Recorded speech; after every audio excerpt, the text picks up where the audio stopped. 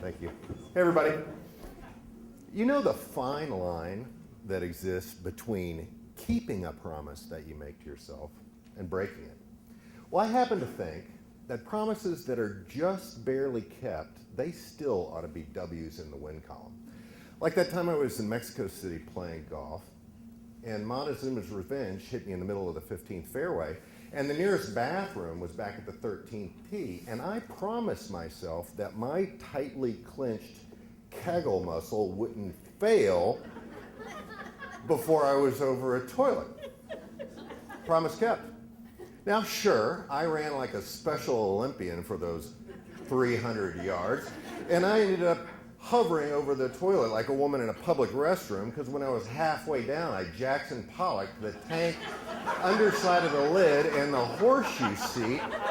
Shame forced me to leave an anonymous tip of 1,000 pesos for the attendant, but promise kept.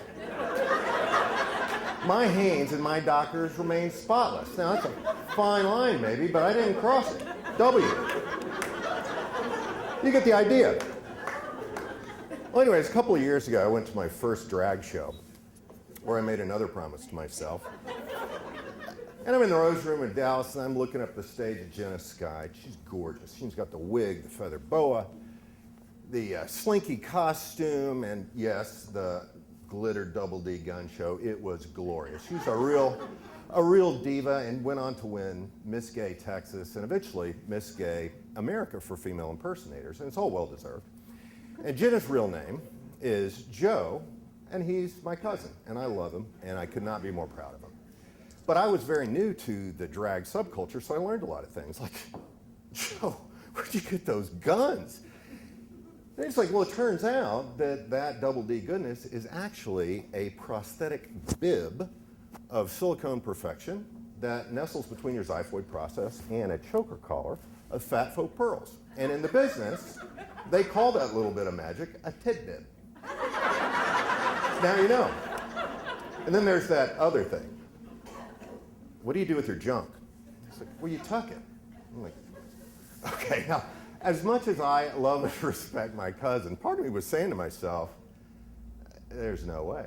I could never do something like that. I promise. Fast forward a little bit, after my divorce, I kind of re-entered the dating game just a little bit reluctantly.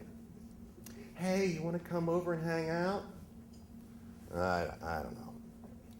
Hot tub's bubbling, got some champagne on ice. My docking station's all charged up, you can play your disco mix. Well, my daughter's at the neighbor's house at a pool party. We'll have the house to ourselves. Oh, all right. So I go over, we strip down. I pour some champagne, cue the disco mix, and turn around. She throws a feather boa around my neck, pulls me in for a kiss, and presses her glittered up fake ones into my chest, and then goes inside to light some more candles. And I'm thinking, this is great. I slide into the tub.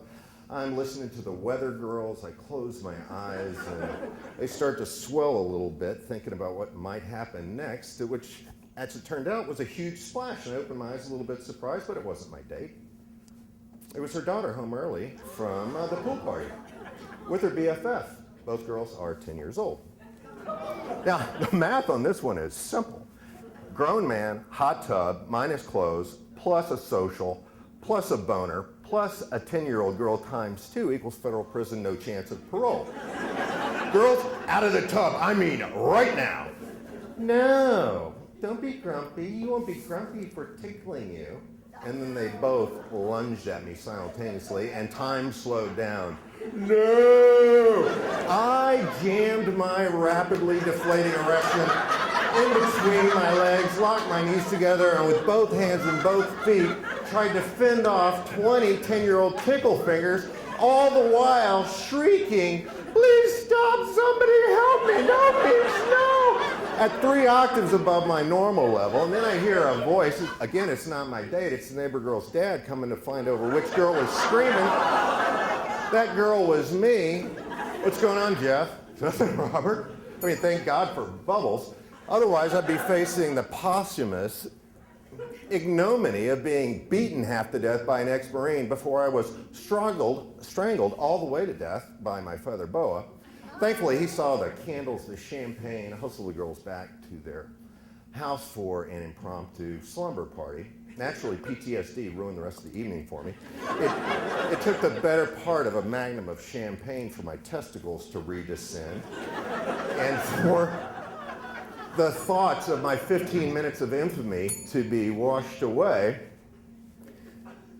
Of the story, he was a quiet man, mostly kept to himself until he was found out and brought to justice by a heroic American dad, whose story is next on 60 Minutes, AC 360, or Good Morning America. But the good news, promise kept. Sure, I was wearing a feather boa. I had jazz fingers going to the weather girls. I had water splashing off of my glittered chest. I had, for all the looks of it, a combination of Jennifer Beals and croaking out girly squeals with a tightly tucked dick like that guy in the basement scene of Silence of the Lambs. But no wig and no tit bit. Fine line maybe, but I didn't cross it. W.